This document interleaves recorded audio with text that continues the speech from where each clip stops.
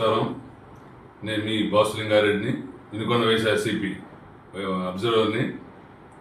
ఈరోజు బుల్లా బ్రహ్మారెడ్డి అరెస్ట్ని ఖండిస్తున్నాను. మరి బుల్లా బ్రహ్మారెడ్డి గారు ఈ భూమి తాలూకు లావాదేవీల్లో ఎలాంటి ప్రమేయం లేదు.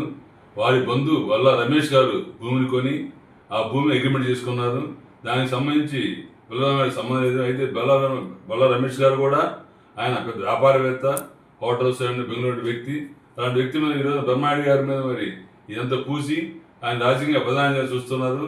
మరి దీంట్లో ముఖ్యంగా నిందితులు ఏంటంటే దీంట్లో ఎవరైతే బాధితులు వారి నిందితులు చేశారు. ఈ కేసులో బుల్లా బ్రహ్మారెడ్డి అనే వ్యక్తి బాధితులు, కానీ నిందితులు చేశారు. బుల్లా రమేష్ గారు బాధితులు, నిందితులు చేశారు.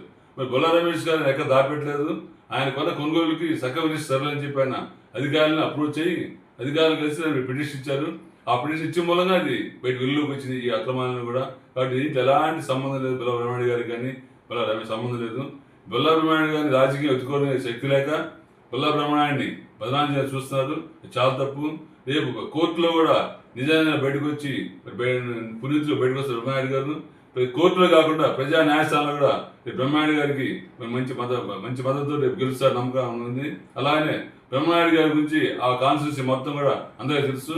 ఆయన చిన్నప్పుడు కష్టపడి వచ్చిన వ్యక్తి, కింద నుంచి పైకి వచ్చిన వ్యక్తి, అంచె వ్యక్తి, ఓవర్ నైట్ ఒక కోటి అయిపోయిన వ్యక్తి కాదు, నీతి నిజాయితీ వ్యక్తి, మరి ఒక మాట కమిటీ ఉండే వ్యక్తి. లాంటి వ్యక్తి మీద మంచి పద్ధతి కానీ మాట్లాడటం, దోషం పోషణ మంచి పద్ధతి కానీ దీని మీద ఖండిస్తూ సెలవు తీసుకున్నాను.